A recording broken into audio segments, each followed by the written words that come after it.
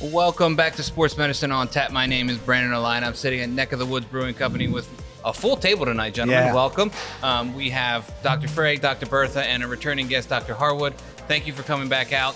It's been way too long since we've had you. And when he first came in, it's like, it's been October of 2024. I do this every time. Every time, it's just like, it feels like it's that quick.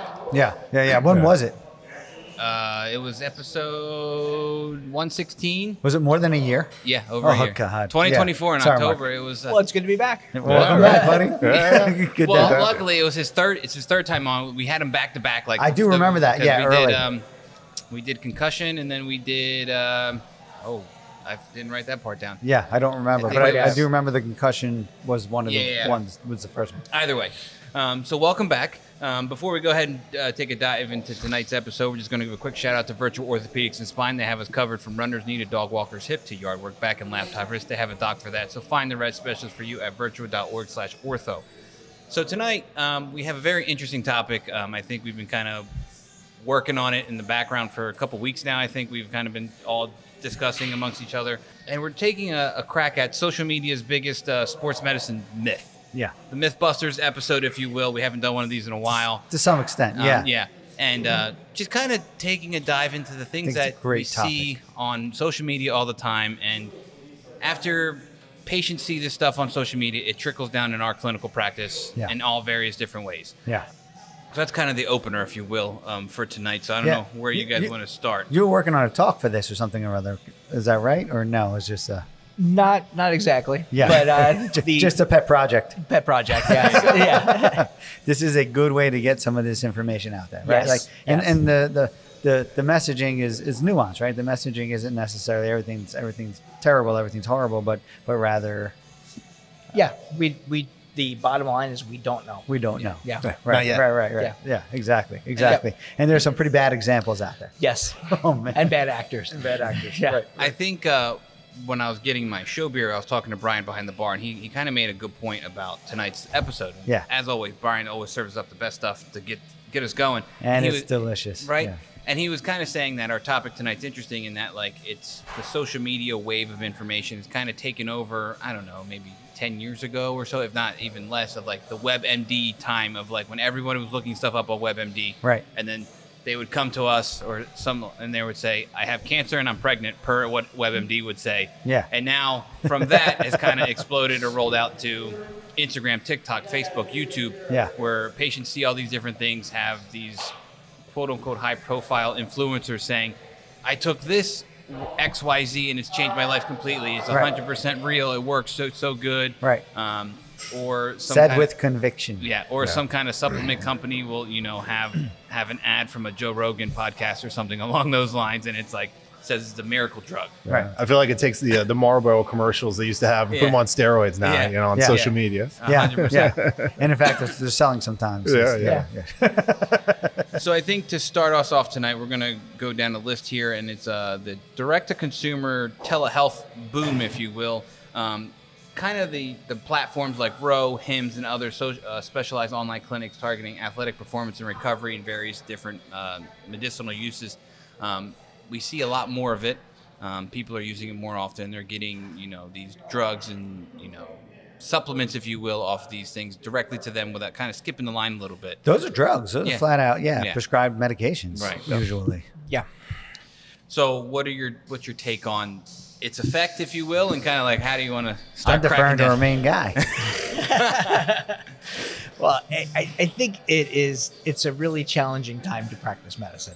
I listened to Sirius XM on the way home, and there's an advertisement for the urgent care kit. I don't know if you've seen this. I did, and I'm good. I'm sorry. So the urgent care kit is a prescription for amoxicillin. It's a prescription for Medrol dose pack. Right. It's the top 10 things that you would get from an urgent care facility. Right.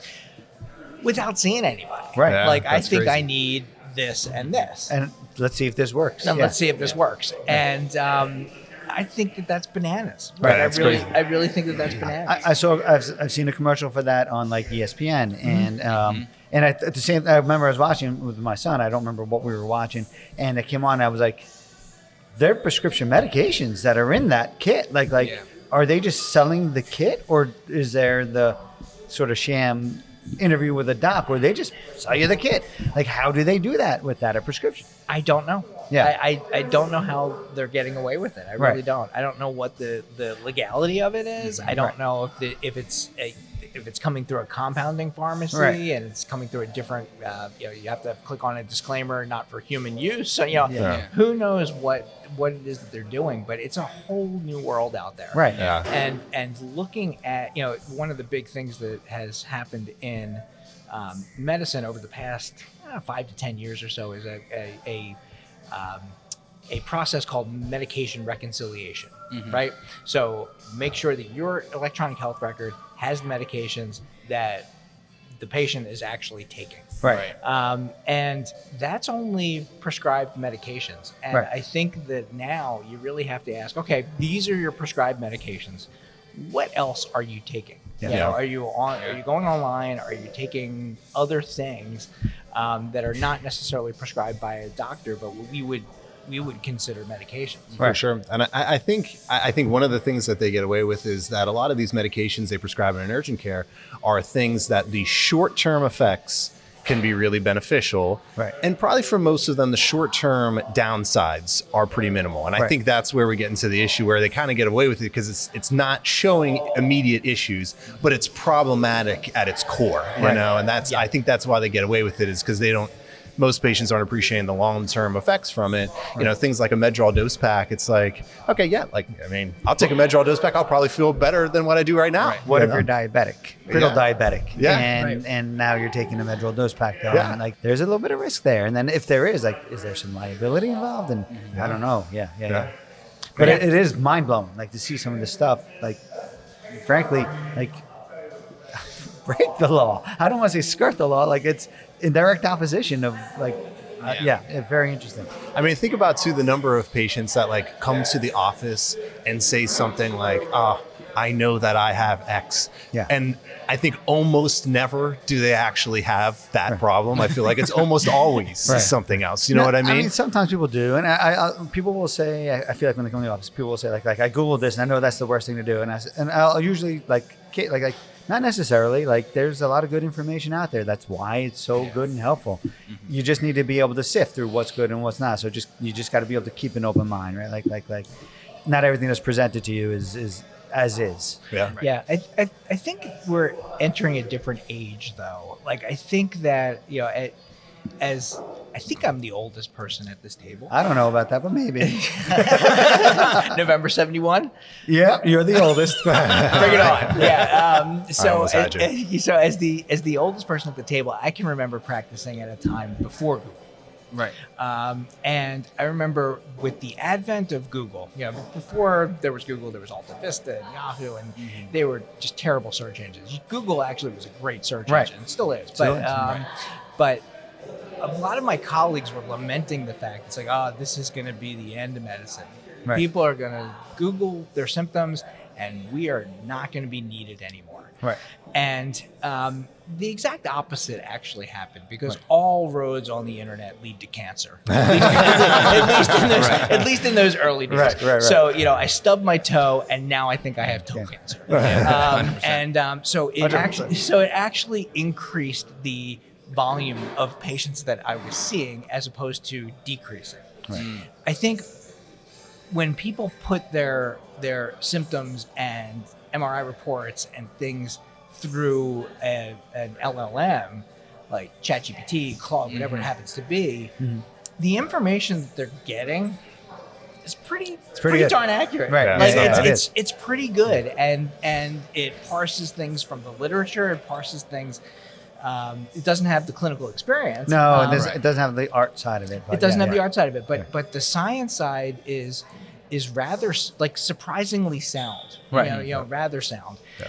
And so I think that now we have to kind of embrace that because that's the way the world is going. Yeah. And we have to kind of steer our patients into okay, your MRI shows these 6 problems. things. Right. But I think that your problem is problem number one, and number two, and these other things are not as important. Yeah, Right. yeah, You know, and for sure. and I think that's really challenging. And I think that's something that I've only had to learn in the past year and a half. So that point actually just made me rethink something in my mind.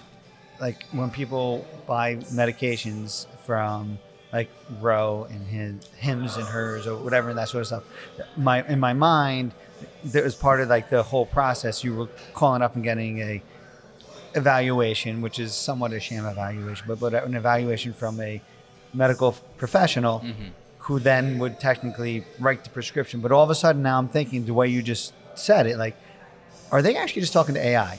And is that, like They could be. Yeah, very well could You know, be. they could be. Yeah. You know, I am convinced that half the time that I'm, doing a chat on the side of a website, that's always almost every time. Almost Yeah. every time. Yeah. But I'm starting to be convinced that when I'm talking to a live agent, it's probably a chatbot. Yeah, You know? yeah. It's an advanced chatbot. It's like the advanced next chatbot. tier, right? Like Yeah. it's up one. Yeah. So it's very possible. For sure. I to your point too about MRIs, that's become much harder as patients plug that information into ChatGPT and see what it means. I mean, we see it all the time, especially knee meniscus tear stuff. Yeah. I mean, people come in all the time, but I have a tear, and it's like they just but- don't get. Yeah. And that's that. I maybe at some point AI is going to have a better differentiator of that. I don't know how they're going to be able to do that exactly, but that's someone's going to make the big bucks when they figure it out. But for now, it's a hard conversation. Of like, yes, I know that it says this, or you're going through the MRI and showing them specific things. They're like, what about this? And it's like, yeah, but that's not what's driving Lost in the this. weeds. That's fine. There's 10 people in this office right now walking around with exactly that, and it's not a problem. Yeah. I also think that, and I have to imagine this is correct, but it's just my own guess. But I don't know if you guys have experienced the same thing, but if I try to order an MRI or imaging, or the denial rate has gone through the roof. And I think that it's all going into AI algorithms that don't account don't account for the art, right? Like they just it's just an algorithm, and sometimes it totally hallucinates, just completely misfires on what it's denying or why it's denying it. Like it just totally misfires. And then usually when you do the peer-to-peer, when you speak to someone afterwards, like, oh, I'm not sure why they did that. That's very weird. And then they give it the okay. But I feel like because it's actually become so challenging to the point where you're beat down, and it's really hard to continue to go into bat and continue to argue for this is right because this is right because this is right because of this, and everything takes time and extra time away. And I don't know.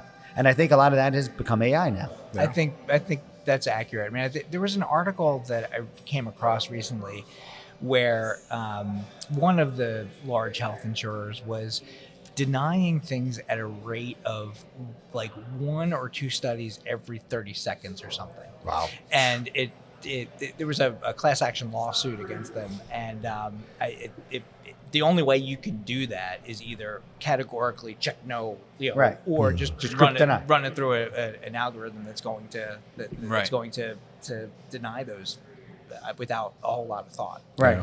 And some of these denials too, it's like it costs the insurance company more money for some of these things. It's just like, what are we doing with this? Why do we need to do this step? Yeah.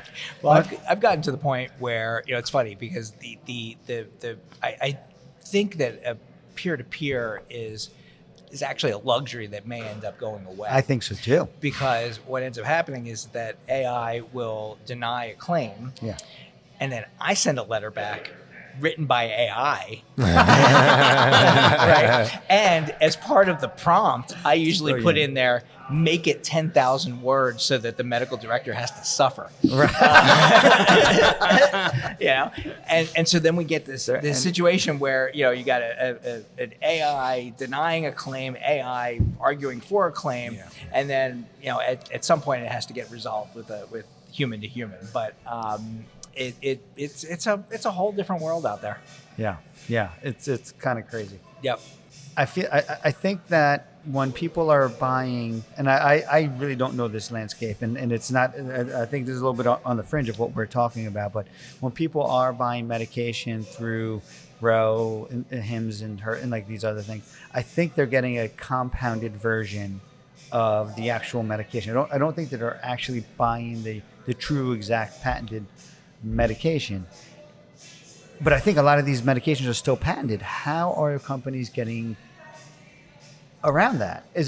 Are you allowed to make your own version of it, even if it's patented by whatever so-and-so company? I'm not sure. Yeah, so the compounding pharmacies have a have an odd workaround from the FDA. So when things that come from a compounding pharmacy say that they're FDA approved, that's true because the FDA has given them an exemption. So a lot of these things are exempt from FDA evaluation. So as long as you are compounding things that are on their 503 list, then you can basically do what you want with it as long as it's coming from a compounded pharmacy. The problem is when you're using substances that are not on that list, then it becomes problematic. Right. But it really is it's kind of the Wild West out there. Right. You know, like I'm going to put some of this in, I'm going to put some of this in, and that's what you're worried about. And that actually brings to the next point, which is, it's not like I am pro pharma, right? There is a lot of issues in this country based on cost of medicine, cost of medication, and all this other stuff. And it's nice to have some sort of recourse or a different way around it. Like, it's almost like, this is a really bad analogy, but I'm going to throw it out there anyway. But I like bad analogy. trying to get for a taxi for a very long time, right? And then next thing you know, Uber appears, right? Like, and all of a sudden it changes the whole game. Right? Like it's nice to have a little bit of competition there that maybe brings things back into check. So I don't want this to come across the wrong way, but it's really all about like safety. That's what you worry about. Like you don't know what's going in sometimes. That's in the that issue. Manner. Right? I think what you're getting at is disruption, right? Like you're It's disrupting disruption's the industry. It's Yeah. not, and this is clearly disruption. This is not exactly competition because it's not a one-for-one substitution. Like what you're getting from Eli Lilly is not what you're getting from Roe. Right.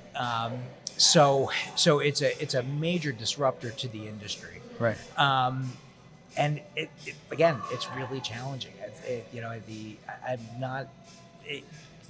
They technically are on the up and up. Right. But within the spirit of the law, I'm not sure they are. Right. If that makes sense. And it makes you wonder, what is it that you're actually going to get? How beneficial is it? Is it, like you said, it's going to be the same quality as what the actual pharmaceutical company is providing, provide the same effects, or is it contaminated with something else? I mean, you don't know. They say they get it from legitimate sources, but it just makes you wonder. And your ability and access to get it, I think, is also one of those things too. It's so easy to do, and is it for the right reason? Is it for the right indication to use it? Because you're like you said, Steve, like it's not like a real true medical evaluation. It's like we go on, you say whatever you want, and they say, okay, here you go. That's a great reason for that. Yeah, you check yes on the right boxes, and the algorithm will put you to this, and this is what you're going to get. So how does this impact you guys in the training room? Well, I think it has a lot because, I mean, it's very similar to the world of supplements, right? Where like we see that a lot, and it's the same idea of like, I think the analogy of like too many chefs in the kitchen. There's too many people involved. There's too many like voices, if you will, directing this patient or athlete to whatever they want, and they look up their symptoms, like, oh, this will be great, or whatever. And I think I can segue this a little bit into the big topic of the night for peptides, and I think that's the hot topic, and that's like, I think it's brought up almost daily at this point. I mean, I want to say 3 years ago was the first time I heard of peptides, and I was like, okay, I get the idea, or like I've heard of them before, but like now I feel like it keeps coming up, and there's ads online and everything. World, I know people who have supplement companies for peptides and other things like that, but it's like every day you have to be kind of ready on the hot and ready to have like this information. I'll get back to you because I got to go figure this out on my own to give you a better direction, because this is all newer landscape.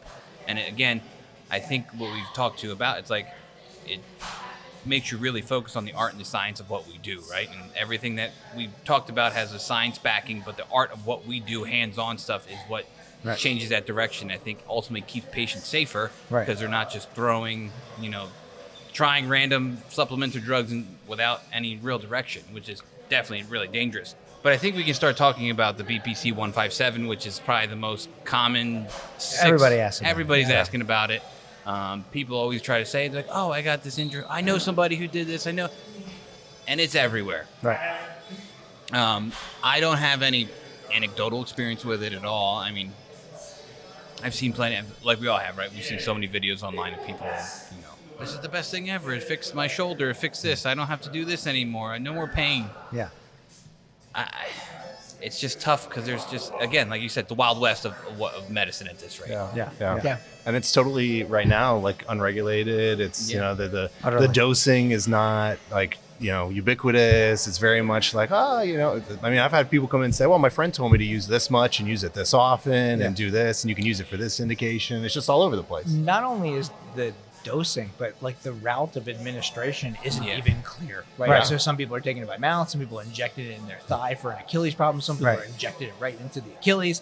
Like, we don't know what the appropriate dose is. We don't know what the appropriate route is. We don't know how to administer it. Like, there's so many unknowns. For sure. And it's one of those things, like you said, when you talk to people anecdotally, I mean, people rave about it. I mean, I knew someone, he had this eye condition, got cataracts and all these things, and he was injecting the BPC-157, and when he was taking it, it was so much better, and he was great.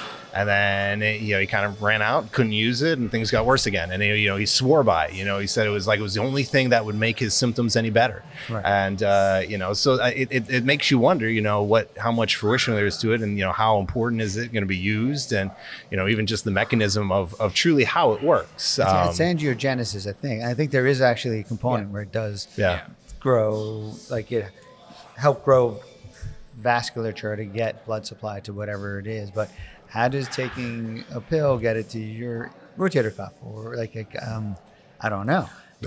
There's a lot of magical thinking. Right. Like, I'm going to take this, and for my rotator cuff, it's going to do X, Y, and Z. Mm-hmm. But if I take it for my knee, it's going to do A, B, and C. Right. And it's like, well, how does the structure know that it needs to do this there? Right. Exactly. Exactly.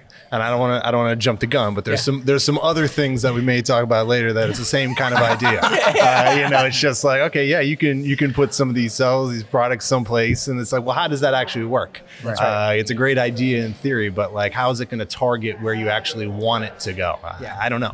We don't have a clear answer to that. I mean, I know they say like it increases like nitrous oxide and has all these things, but I mean, they talk the same thing about L-arginine and doing the same idea, and then technically that's a peptide, right? And it's one of those things that's supposed to increase nitrous oxide. And if you look at the pathway and the products that go into it, it's like, okay, I mean, it makes reasonable sense, but it's at the same time, it's the same idea. It's like, what?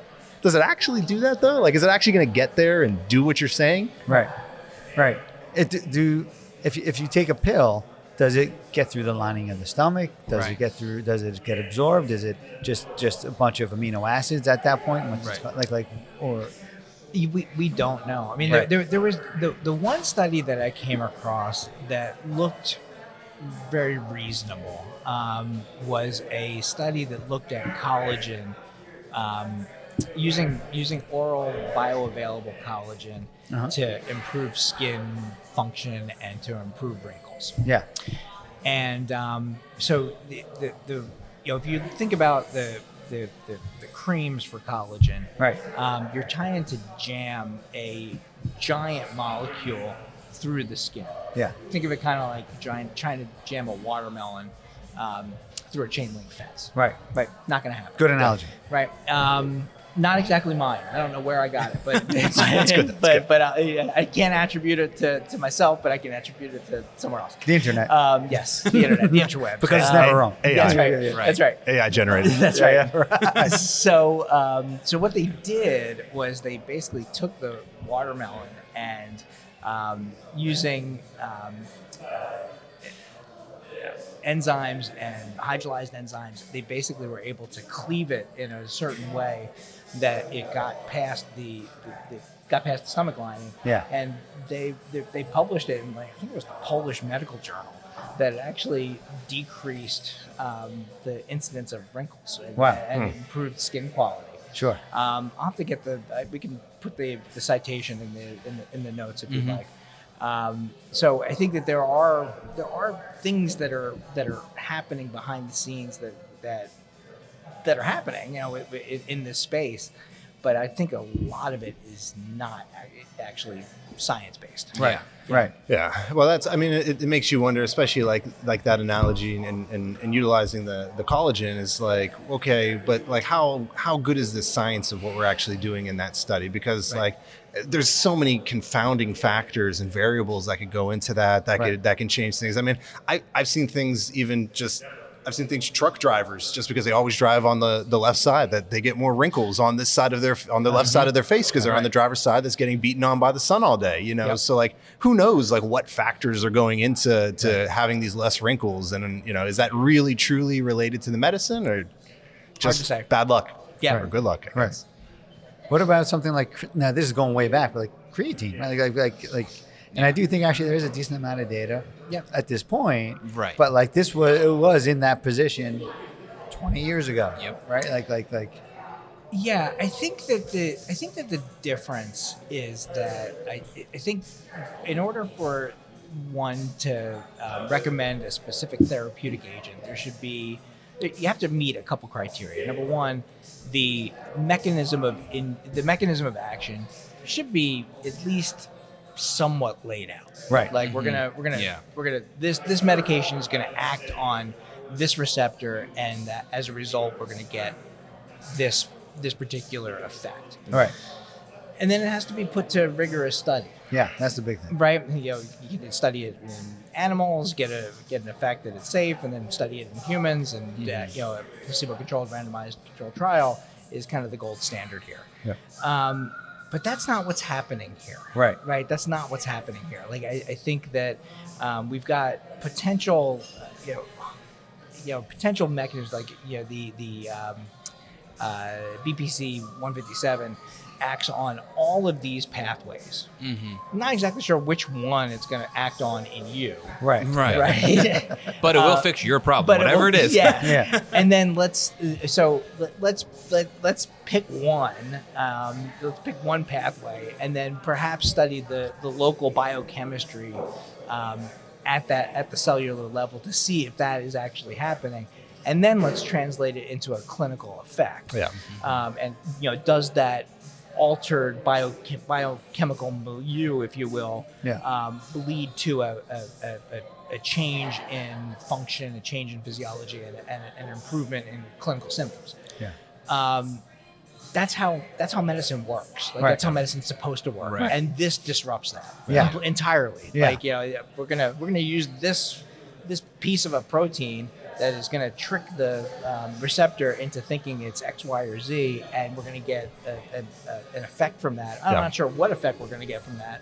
And then we're going to utilize that effect to say, well, that biochemical effect improved your shoulder problem. Well, and that's what I think is like the classic age-old thing with some of these studies that we look at is, okay, we have a mechanism. We can say statistically, oh yes, this happens. But the question is it clinically relevant? Right. You put the BPC-157 in to the milieu of compounds you have, and you say, oh, we ended up producing more nitrous oxide, and it's okay. Okay, well, does that matter? Clinically, did that actually change anything about anyone's symptoms or their recovery? And I know that they've done some like mouse model studies with this, with Achilles things, MCLs, things like that. And again, they're small studies, but they suggest that it does clinically change some of these things. But I think they're small studies. They're not very robust. I think the data is still out. I think it's promising. Yeah. But I don't think we have enough yet to say like, oh yes, this is it. And I think that there's a lot of that out there. Just like you said, there is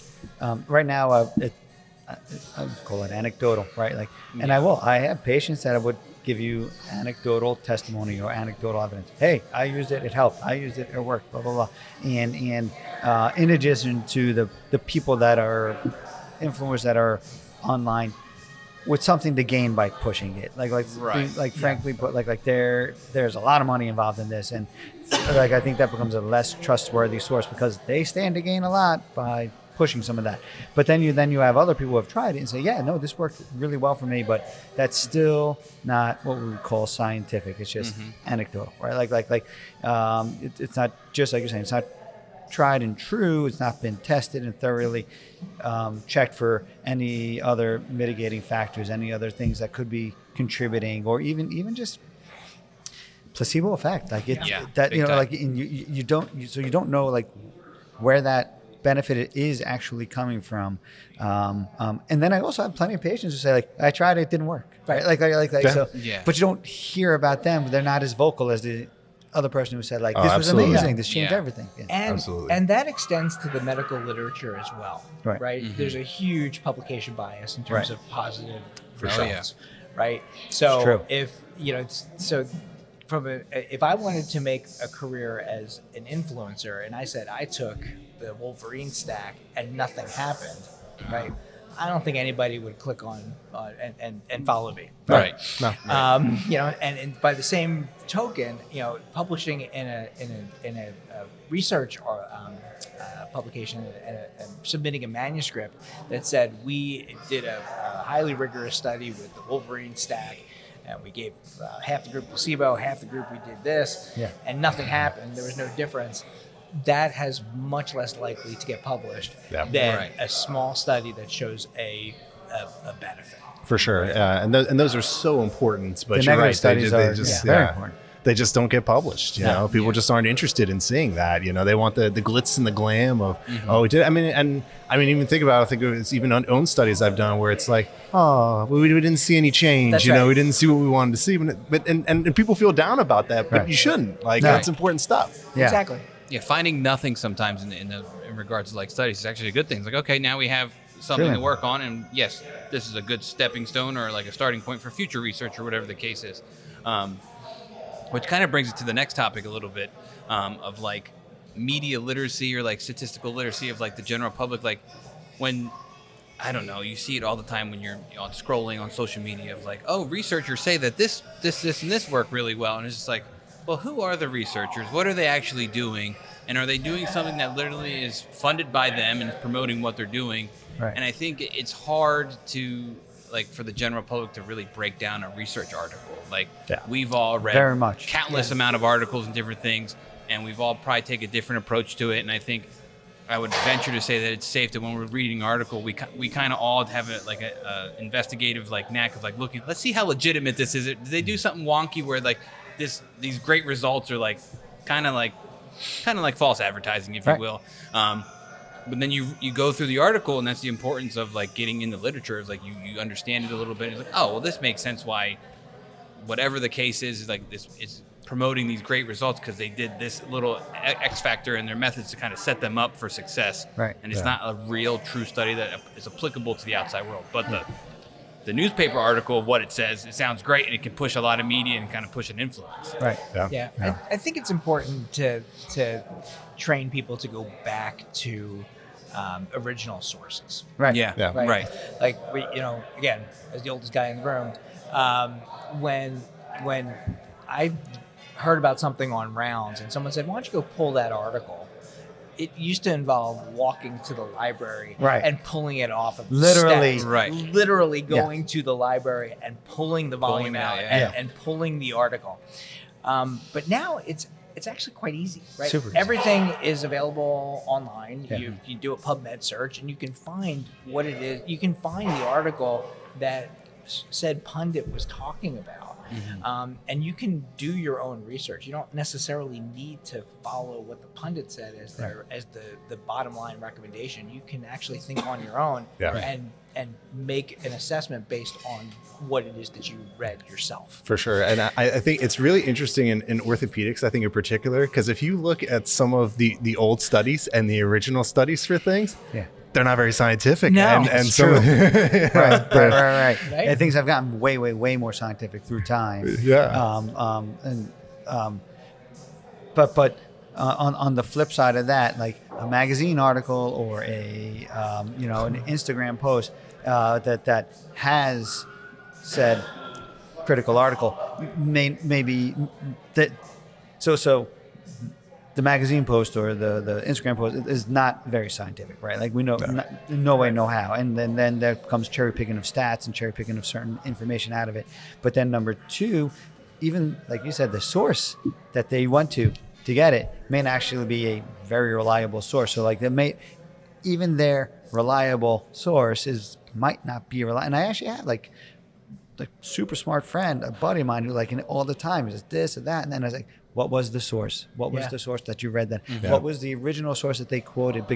And he's like, what do you mean? Like, what do you mean? What was the source? What was like where did it come from? It's all bull until you know that it was a reliable original source. And I think that from an education perspective, I think it's important that we teach our kids this. I think it's critically. I mean, one of my favorite stories, one of my favorite teaching moments for my son was he had to do a talk on.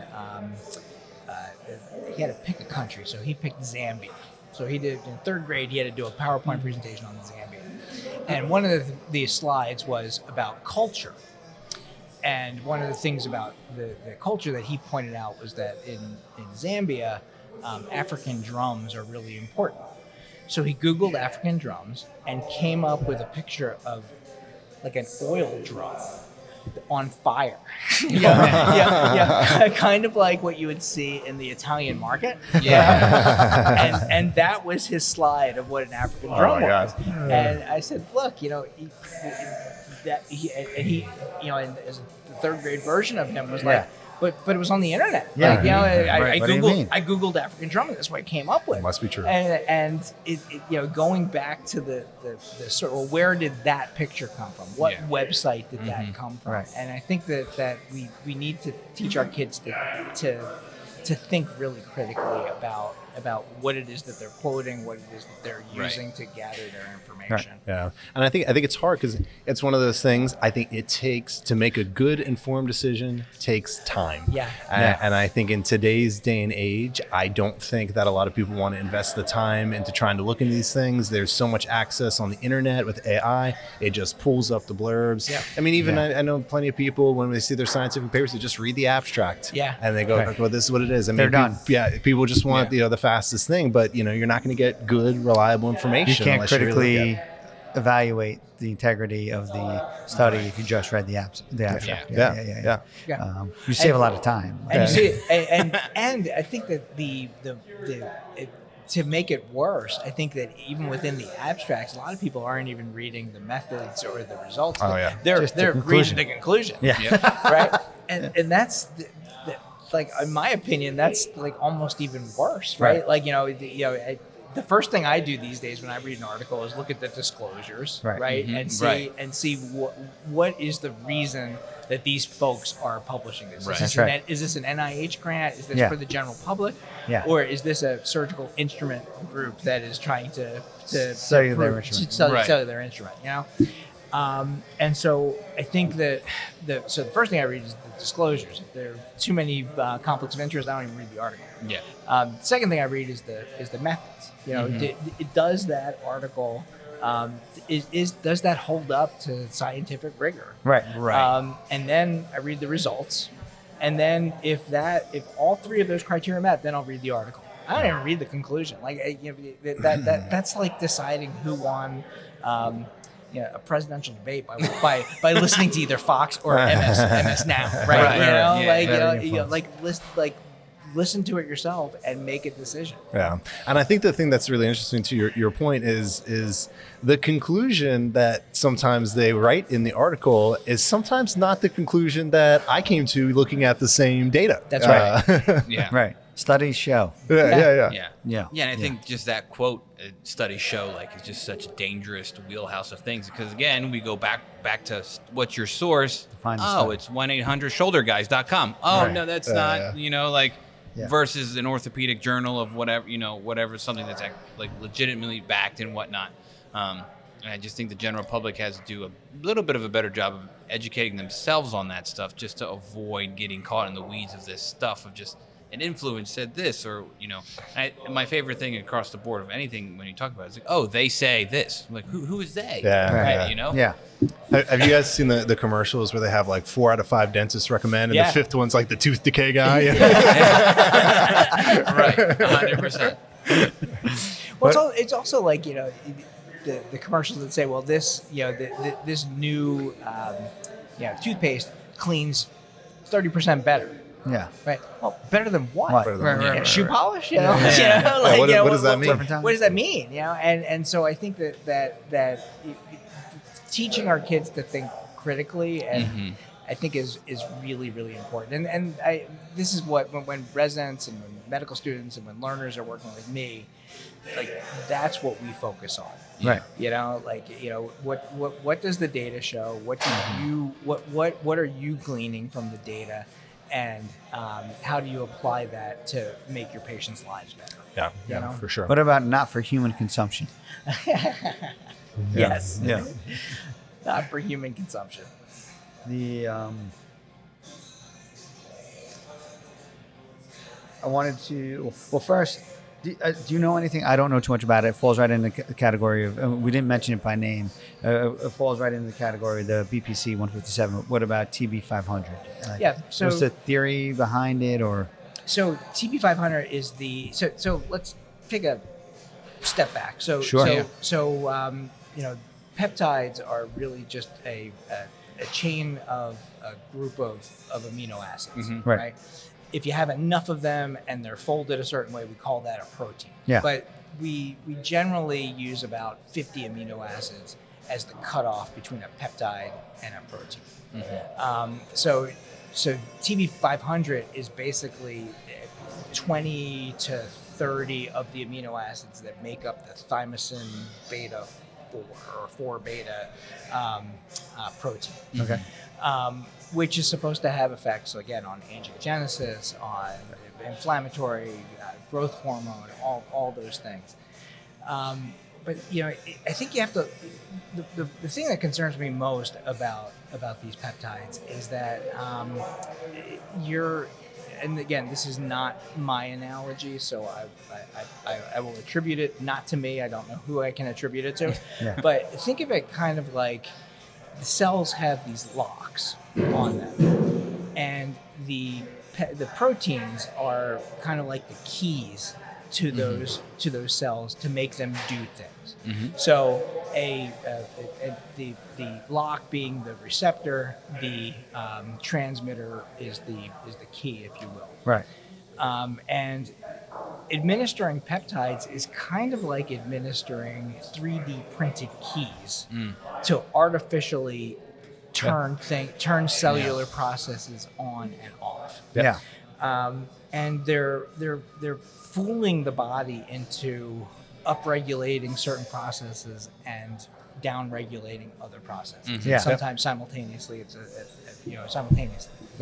The challenge that I have with this is that if you think of it kind of like an ATM card for the people under 30. ATM is when you put a thing in. Right. But think of it like an ATM card and a PIN number, right?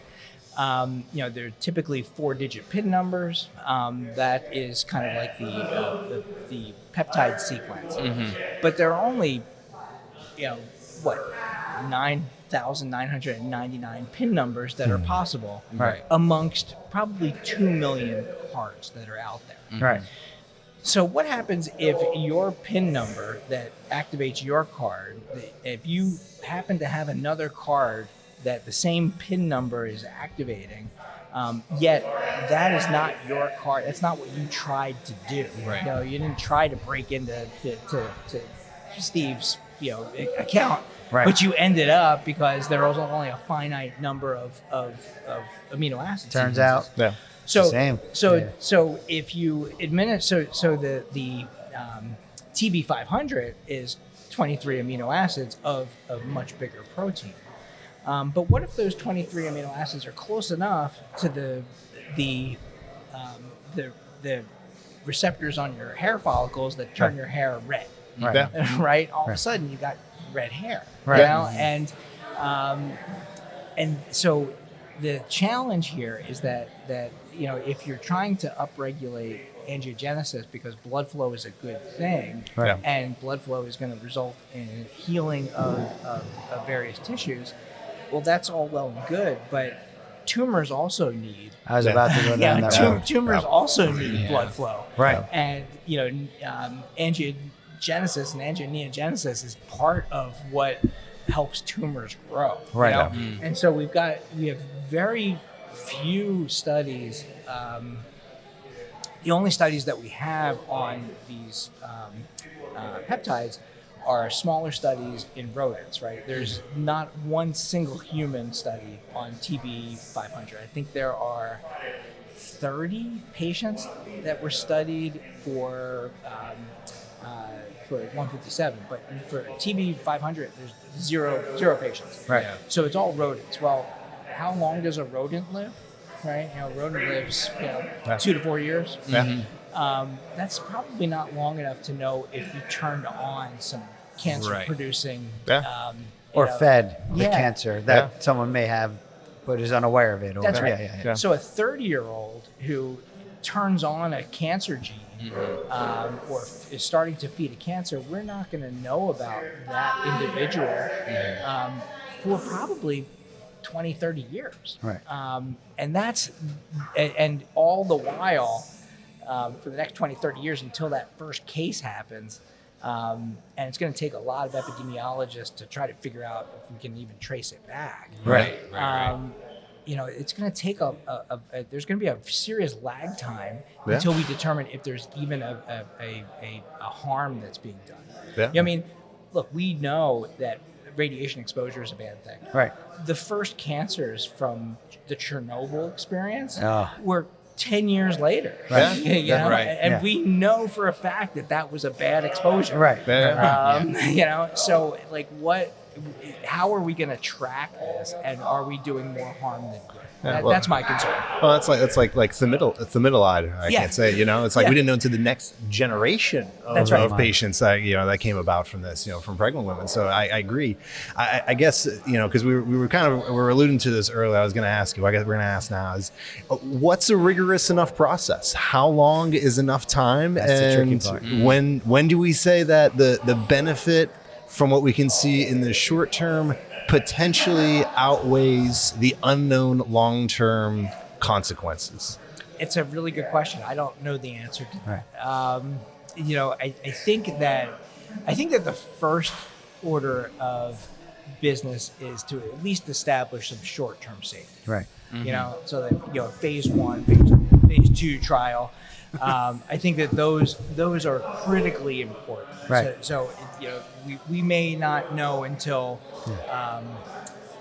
surveillance research whether something is truly dangerous. But I think that establishing a baseline level of safety is important. Right. And then let's establish that A, it's safe, and then B, it does something. Right. Yeah. Right. And then once we do that, then we can kind of track and have post-marketing surveillance and those kinds of things. And I think that's where a lot of the statisticians come in, right? Because it's not a straightforward answer, right? Like it depends on whatever it is that medication, that drug is treating, just what kind of an impact it has on the world and on the community that needs it. How effective it is, how quickly it works, how obvious it is that that it is actually doing what it's supposed to do. If it's this dramatic thing where a lot of people are dying from it, and then you figure out pretty quickly this will prevent a lot of people from dying, you tend to take that risk. Right. And be a little more aggressive in saying let's give it a go. Whereas if it's this very minimal effect sort of thing, it's going to be it's going to be way thrown out way long, and that's where the statisticians come in and they're able to kind of crunch those numbers a little bit to figure out what the right answer is there. And I also think that not to get into a different subject. Yeah, but I think we're going down a rabbit hole. But I think that there is. I think there's an interesting role for AI here. It all circles back. It all circles back. It's true. I think that there's a very interesting role for AI because, when I first heard that NVIDIA was the hot chip maker for AI, right. I thought to myself that doesn't make any sense to me. You know, I'm a kid who grew up in the '90s building computers, and NVIDIA were the chips that we used for gamers. You know? Right. Yeah. Right. Yeah. So these were video chips. So the NVIDIA really what they're doing is they're creating virtual worlds of humans, right? And instead of having to wait 20 years to model what happens when you administer a certain drug, if you have an accurate model of a human and you throw a data center at it, and all of a sudden that's 1 billion humans, and you throw another data center at it, and all of a sudden that's 20 years of 1 billion humans, modeling the effect of something. You might be able to do it quickly. You might be able to do it pretty quickly, and so I think that there is a role potentially for that to accelerate these things. I think I think the AI stuff there, I think is much like a lot of the stuff we do in orthopedics now, where it's only as good as the information we give it right now. And you know, and that'll probably change at some point, but it just makes you wonder, you know, is there something, you know, if we don't know, it's not going to know, and it's not going to go in the right direction. But certainly to your point, I mean, I think the AI is fascinating because, you know, it picks up on things that, you know, we don't expect and we don't see. I have a friend that works in AI, and I remember he was telling me about someone that had a program identifying, you know, AI identifying cats, dogs, and wolves, and it's looking at the, you know, we're all looking at like the facial features and everything like this, and the AI was actually just looking for white in the background that signified that there was in snow, and that's the wolf. Okay. You know, so it's like you know, looking at nothing of the things that we're actually looking for as humans, but it picks up on these other details that are what we're not even looking at. You know, so you know, it just begs the question. You know, the AI may only be as good as what we give it, at least for the time being. But maybe that'll change. Yeah, that's a good point. Yeah, it's funny how the world of AI has just integrated in everyday life into so many different facets. But so much more too. And it happening so fast. Right. Yeah. And I think it's just, you know, I think long term, for the most part, as professionals, we're all safe because what we do is not replaceable by AI just yet. I don't think it's going to be anytime soon. I mean, I'm sure there's some. Depends on what you're doing. Yeah. Right. So I think we kind of touched on a lot of different things so far on this longer list and what we kind of talked about. Anything else that you want to go with, Dr. Frey? Yeah. Like flat out false advertising. And you know, sometimes some things can be presented in one package, right? And then very knowing, bright people may say like, oh, that sounds pretty good. I can try it. And then it actually turns out it's a totally different package. We were talking about that a little bit before we got rolling. What was it that you the Jacked or Jack 3D? It's a pre-workout supplement that used to be around. I don't know if it's still around. I don't think it is, based on what Mark showed me beforehand. But you know, it's one of these things. You know, they advertise as this pre-workout. You really feel like you can, you know, lift more and feel more, you know, accelerated. Did you feel like you could when you took it the one time? I definitely felt like I was energized. I definitely felt like my heart was racing and feel like I was really kind of pumped up there. But and that's because there's meth in it. Right. Turns out, like, what makes it different than other like pre-workouts? There's meth. Right. That's what gives it the edge. Unbelievable. Like, holy cow. Just and crazy stuff. You hear stories, and I don't know if they're actually true or not, but they're like they were used to cocaine was actually in Coke, and that was but like this is like a modern day version of that. Like that's incredible. You have no guys idea. Are in jail. Right. You have no idea. You don't know what people are giving. That's like we said with the supplements. Like you don't know what's in there. You have no idea. I mean, that's the thing is.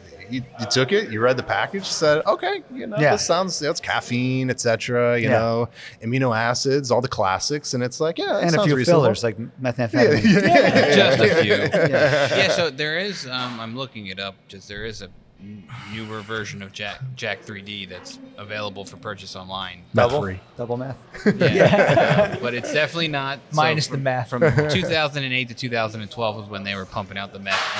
That's I mean, it's incredible. And that's the most extreme version of this, right? That is just flat out. Yeah. And that's kind of goes into what we talked about before of like these BPC-157 suppliers, right? Like who knows what they're doing.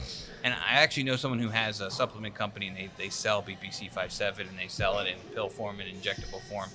And when I was talking to the person, they were like, yeah, you know, the pills really don't work. They gave me some pseudoscience of it doesn't get by it. So it's like they're just giving me $100 every time they buy it. Right. It's like, well, like that's what's the like it's the same idea of what this, you know, the Jack 3D is like. You're just buying it, but there's no.